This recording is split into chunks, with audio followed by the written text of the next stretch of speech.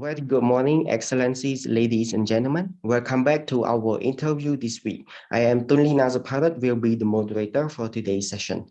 This week, we will discuss on the topic regarding the importance and opportunity of Cambodia-Australia relation, as well as the commemoration of the 70th anniversary of diplomatic relation between Cambodia and Australia. We are very honored today to have His Excellency PABLO Kang, the Australian ambassador to the Kingdom of Cambodia, as our special guest speaker for today's discussion. Greeting, Excellency, and welcome to our interview program. Without further delay, I would like to kick off our discussion by posing the first question to Excellency. Excellency, this year, 2022, marks the 70th anniversary of Cambodia-Australia diplomatic relation, which this tie has established since 1952. So first of all, from your observation, what have the two countries' government prepared to celebrate their 70th anniversary of these diplomatic relations? Sure, thank you for the question, and you're correct. This year is the 70th anniversary. Diplomatic relations were established in January 1952. Which, as you would know, is about a year before Cambodia's formal independence from France. So it's a very long-standing relationship. And of course, it started off as a diplomatic exchange of representation, but it's grown over time to be a relationship that's very much founded on people-to-people connections. So we talk about governments and relationships between governments all the time, but I think the foundation of any bilateral relationship is the relationship between the peoples of the two countries, and that's certainly the case in terms of the Australia-Cambodia relationship. Now, at the embassy here in Phnom Penh, we saw early on that this was an important milestone to celebrate, to acknowledge, to use as a platform for strengthening the relationship further into the future. So we organised a number of things. I mean, I think first and foremost was just an initial announcement back in January this year. At the time of the specific date anniversary, that it was our 70th anniversary, I hosted a dinner with Excellency Deputy Prime Minister and Foreign Minister Prak Sokhonn and some of his senior staff. We talked about the relationship, how it's grown, how it's developed, the prospects we have for the future. Shortly after that was our National Day, so Australia Day, which is on the 26th of January. I hosted a large reception to mark Australia Day, and at that we formally launched our logo for the anniversary. I don't know if your viewers will be aware of or have seen the logo. I'm actually wearing a lapel pin, which describes or depicts the logo, but probably hard to see. But what it is basically, it's the national animal of Australia, a kangaroo, and the Southern Cross, which is a constellation which is on our national flag. Sorry, our national flag behind me. And on the Cambodian side, a depiction of Angkor Wat and a kukre, the national animal of Cambodia. So we launched that logo. And we've done a number of events since then. Most particular was a series of events actually, over a period of 10 days, which was the visit of Lieutenant General John Sanderson, the former force commander of the United Nations Transitional Authority in Cambodia, and his wife, Mrs. Lorraine Sanderson, both very distinguished Australians and with a very strong connection to Cambodia, given the work of UNTAC in the early 1990s. So the Sandersons were here for about 10 days. We hosted a number of events, including a photographic exhibition, which lasted for a month at the Royal Hotel in Phnom Penh to mark the 30th anniversary of UNTAC, and in particular, Australia's contribution to UNTAC. So that was a very important event. We took the Sandersons to Battambong, Siem Reap, and Along Veng as well to see the developments in that part of Cambodia. Both of them met with Prime Minister Hun Sen and had lunch, met a number of other deputy prime ministers and ministers, met with civil society, conducted a number of media interviews, and also General Sanderson received an honorary doctorate from the University of Cambodia. So it was a very significant visit, and one that was very much tied in with not just the 30th anniversary of UNTAC, but the 70th anniversary of our bilateral relationship, our diplomatic relationship. We do have a number of other events that we are planning for the rest of the year. This includes the launch of a major new economic resilience program as part of our development cooperation with Cambodia. That's called CAP-RED. That's an $87 million program, which we aim to launch in the next few months. It's primarily aimed at helping Cambodia to build its economic resilience on trade, investment, agriculture, infrastructure, gender equality and social inclusion into the future. It's a 5-year program. We also hope to be able to launch a new Australian supermarket here in Phnom Penh, again in the next couple of months, organising an Australian food and beverage event to showcase some of the best of Australian food and beverage that we have here in Cambodia. And at the end of this month, from the 28th of June until the 3rd of July, we are sponsoring in a major way the Cambodian International Film Festival. It will be the 13th edition of the film festival. We're here in Phnom Penh, and there will be a range of up to 15, I think, Australian films screening at the festival, as well as Australian filmmakers that will be here and an Australian film critic as well. So that will be, again, part of the 70th anniversary. So looking forward to all these events over the next few months. So thank you, Excellency, for highlight the background and also the history of the relation between Cambodia and Australia. Excellency, we have witnessed that the diplomatic tie between Cambodia and Australia has been a long-lasting relationship for 7 decades now. So under this cooperation and long-lasting diplomatic ties, what significant events have occurred during the past 70 years, and in the future, what areas should the two countries further expand their cooperation? Sure. Well, I think initially the relationship started with the first Cambodian students who went to Australia to study at Australian universities. I think the first student was in 1954, and there's been obviously a long history since then of Cambodian students graduating from Australian universities. Initially, it was under a program called the Colombo Plan, which the Australian government set up in the 1950s to bring students from the Asia Pacific, which was then still recovering in many ways from the aftermath of the Second World War, to provide opportunities for exposure to Australian education. Of course, fast forward into the 60s, we had a lot of agriculture cooperation and irrigation cooperation with the then government here. Of course, with the Khmer Rouge period, certainly our relationship was on hold, as you would expect, for quite a while, but Australia worked very closely and had a really a major role in helping to bring about the re-emergence of the prospects of peace in Cambodia, initially through, again, as I said, a major role in shaping the Paris peace agreements, negotiating and brokering the final versions of the Paris peace agreements, which were signed in October 1991.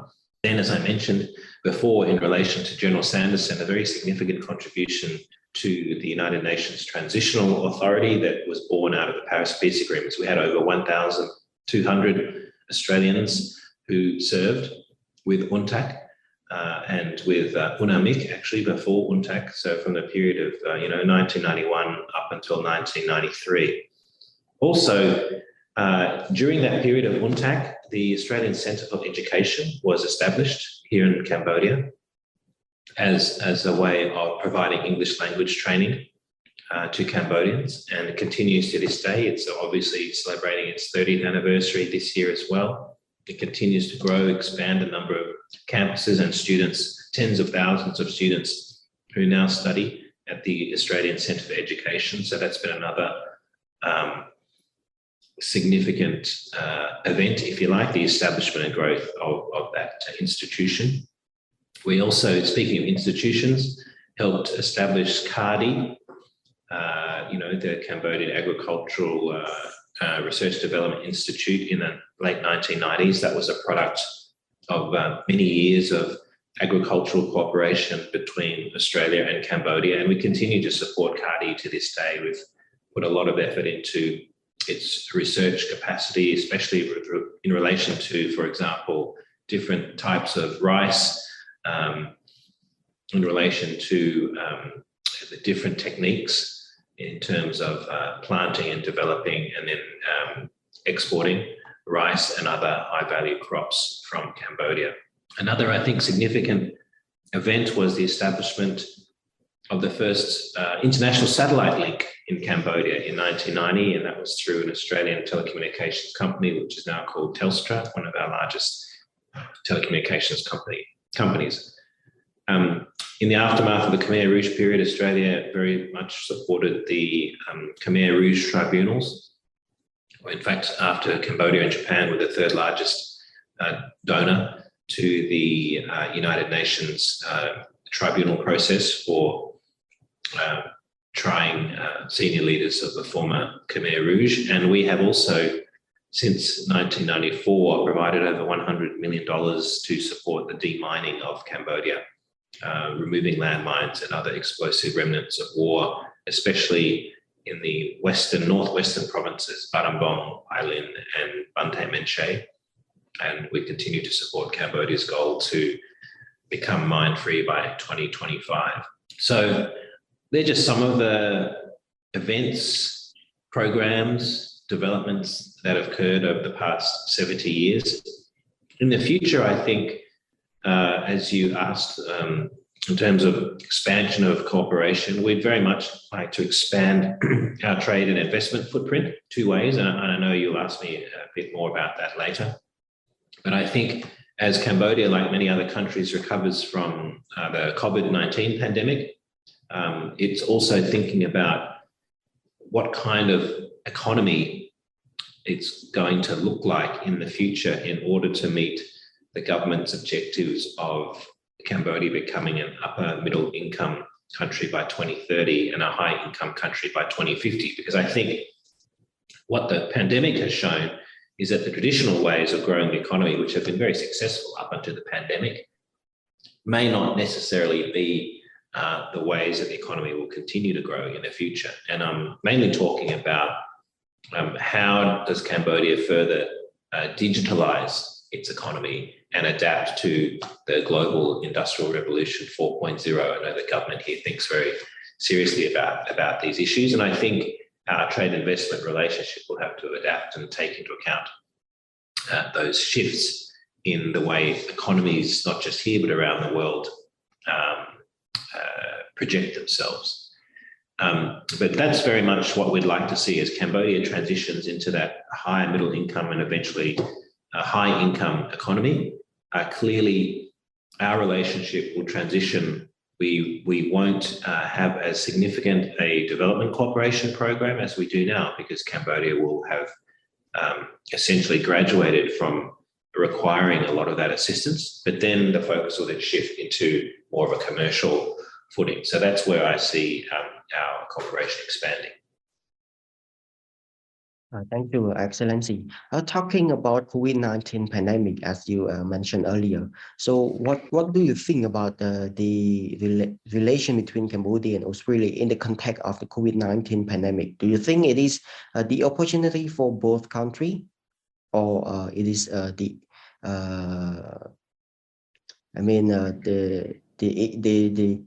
negative thing for both countries? Obviously, if you look at the pandemic in general, you would say, would we have preferred not to have had it? Yes. So in that sense, the pandemic was a negative thing for everybody, right?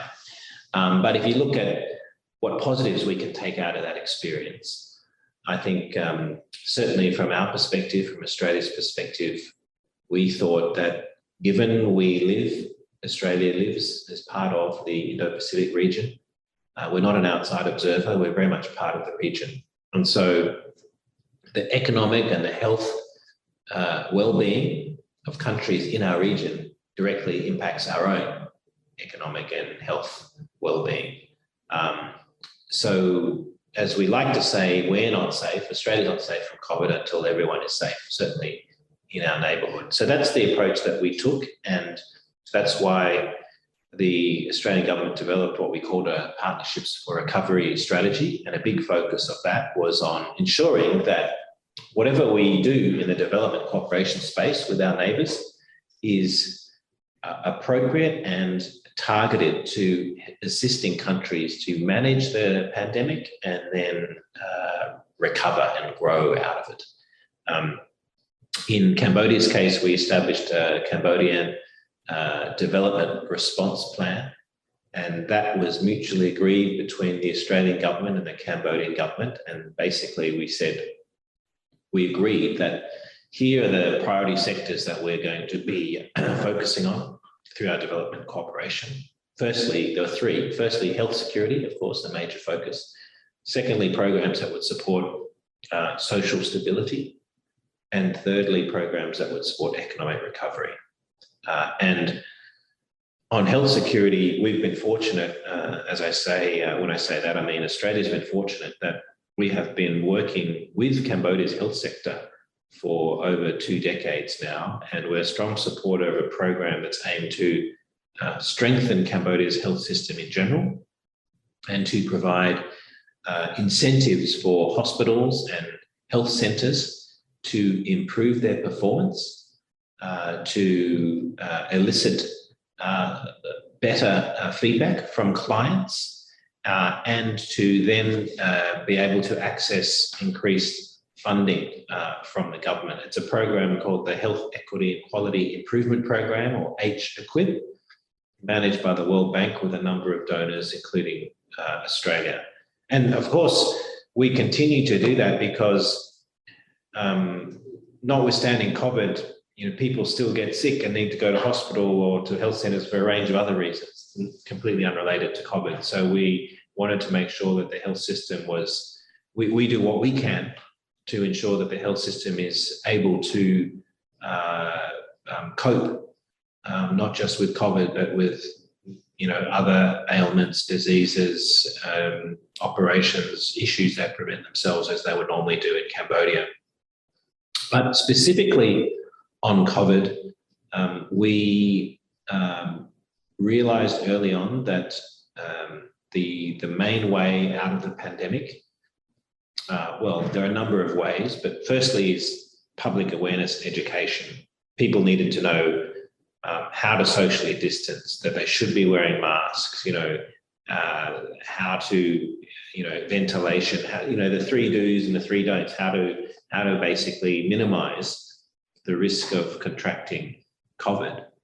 But then also the main other way that people, of course, would either minimise the risk of contracting COVID or minimise the effects or the symptoms is through vaccinations. So we made a commitment early on, I think it was about February 2021, that we would look to supply Cambodia with COVID vaccines.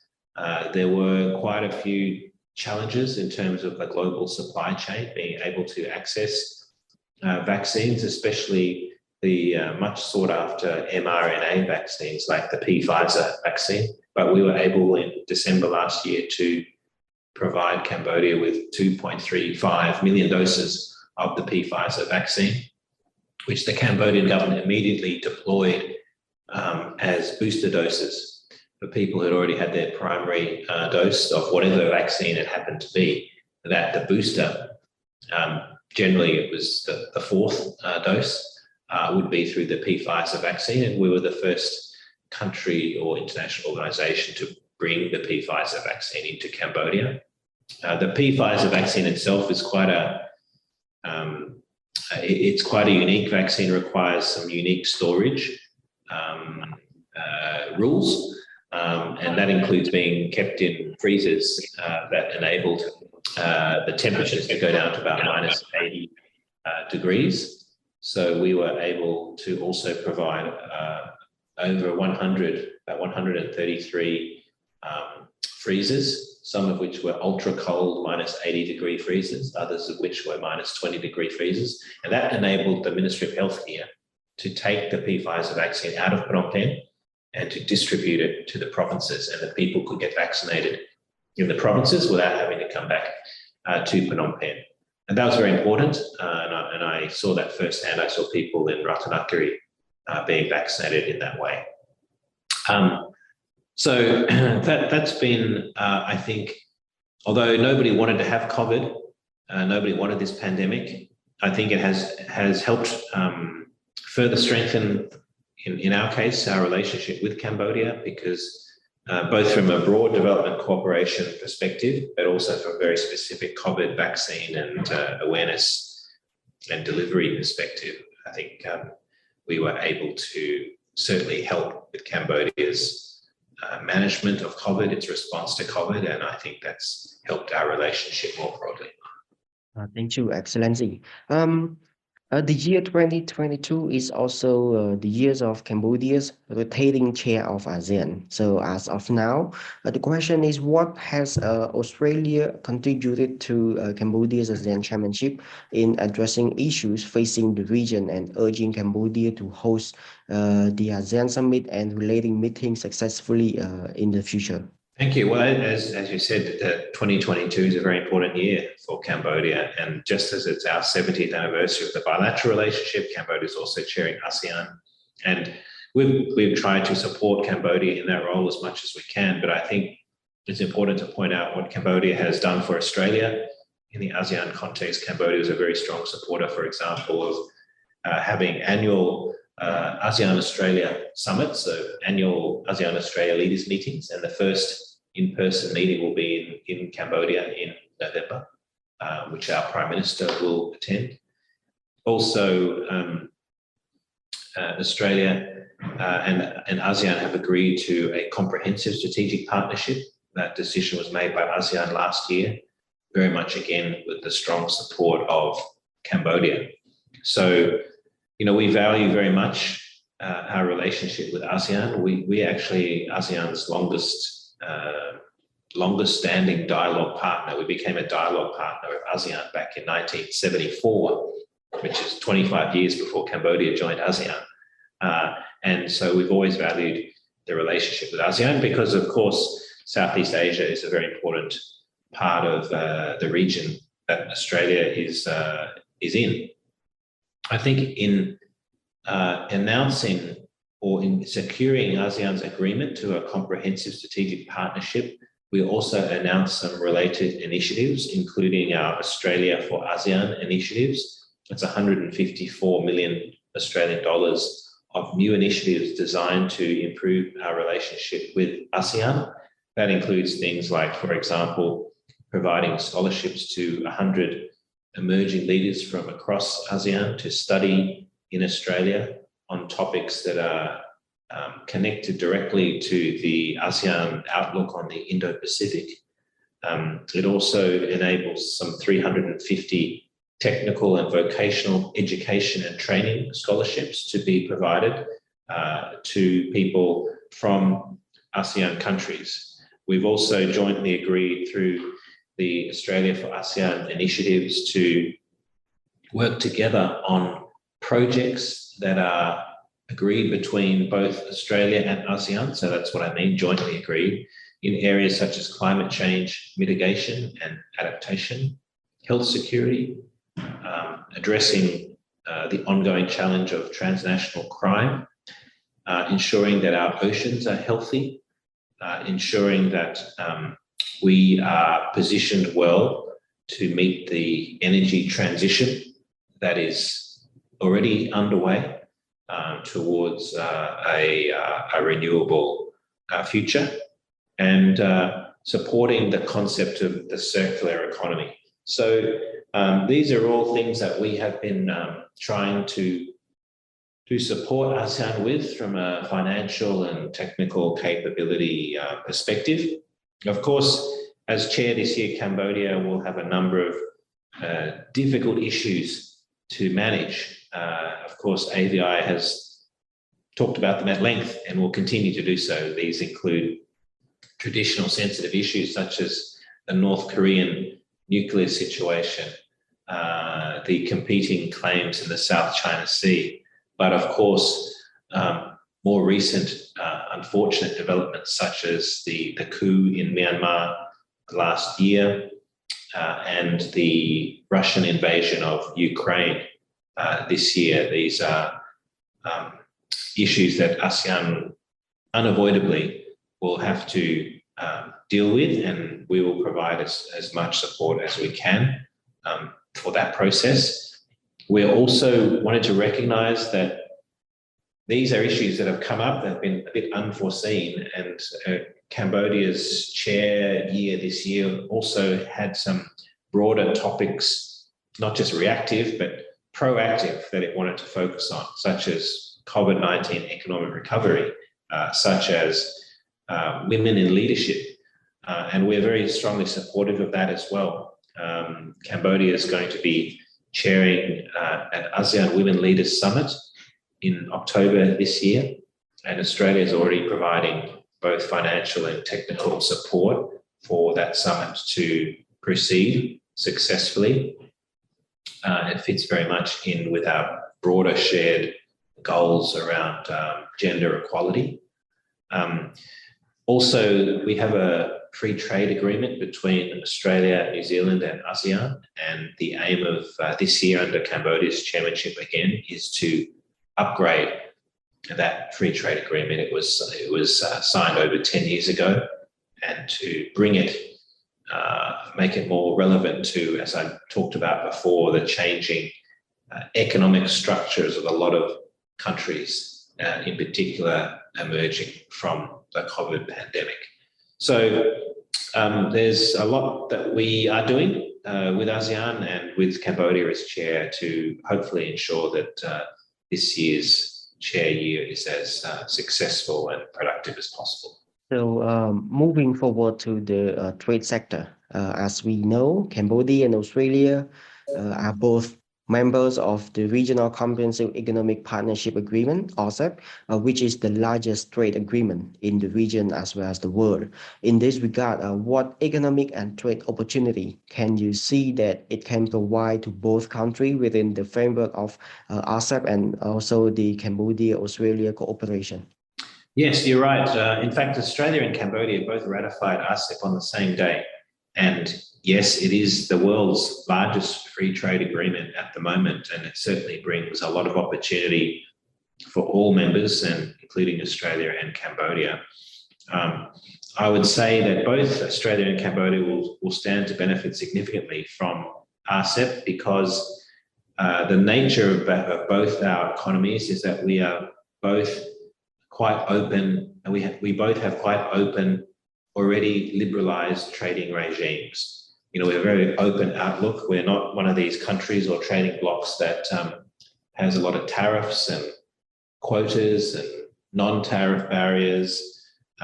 We have a pretty liberalised approach to our economies. We think that trade liberalisation is the best way to grow our own economies and more broadly, global prosperity.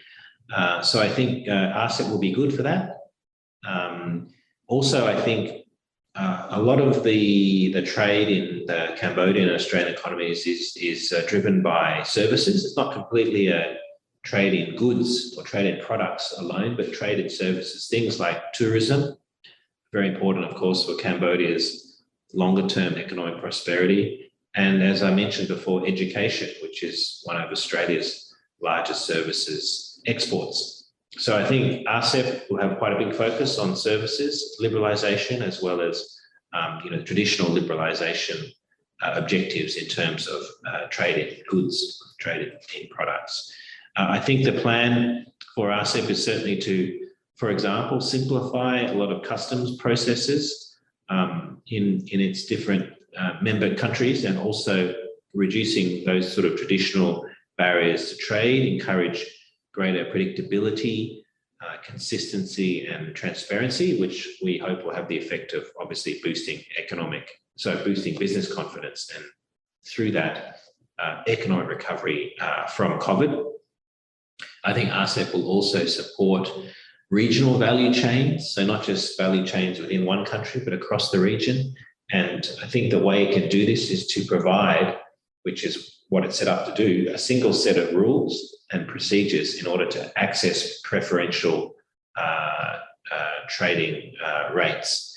And, you know, Cambodia as a manufacturer should benefit from RCEP in terms of strengthening Cambodia's position on regional supply chains, making the movement of goods a lot easier across borders, also by increasing investment as traders look to see what's the most efficient and cost-effective source for their inputs. So it certainly does have a lot of potential.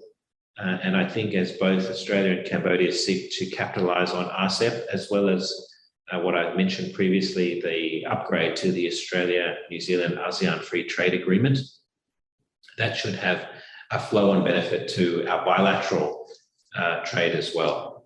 And, you know, as Cambodia transitions its economy towards that kind of upper middle income status, those trading relationships and those investment relationships will become increasingly more important.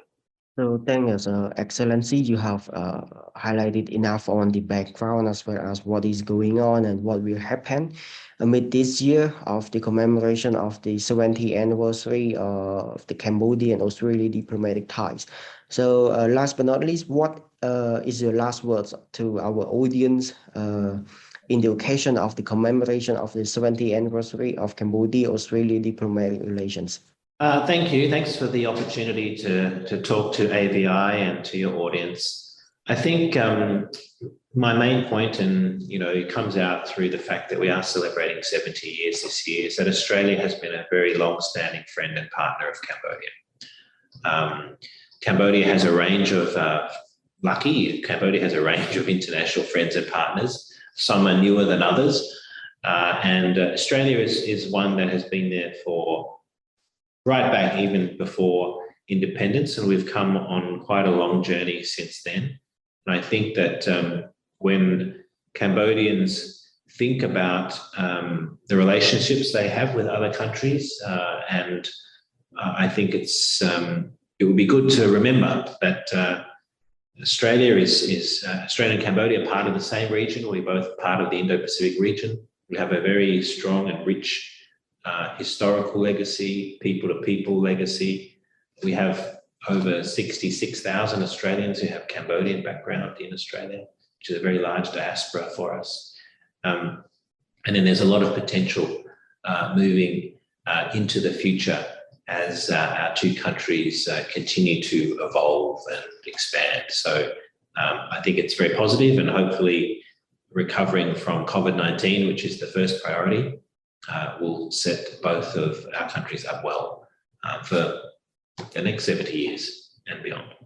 So thank you so much, Excellency. Ladies and gentlemen, our interview today has now come to an end. And once again, I would like to pay my sincere appreciation to Excellency Ambassador PABLO Kang for your valuable time and your kind contribution joining us today to provide a very profound discussion and comprehensive views on the topic, the importance and opportunity of Cambodia-Australia relation and the celebration of the 70th anniversary of the diplomatic relation. So thank you for joining us, and I look forward to talking to you again on the future episode of our program. Okay, Thank you so much. Stay safe and have a nice day, Excellency. You too. Yes, thank you.